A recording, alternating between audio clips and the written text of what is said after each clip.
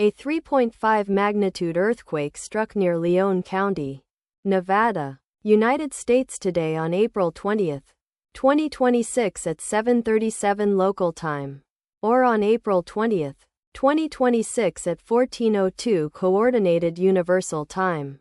As reported by the USGS on its website, the earthquake was located at a shallow depth of 11.0 kilometers below the surface, at coordinates latitude 39.3168 and longitude -119.0511.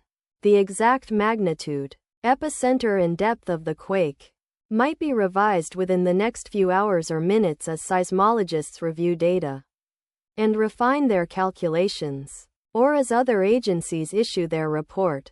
There were 2 reports on the form that were felt to be related to the earthquake that occurred. Towns or cities near the epicenter include Sparks, Washoe County, Nevada, located 65 kilometers, or about 40.3 miles from epicenter.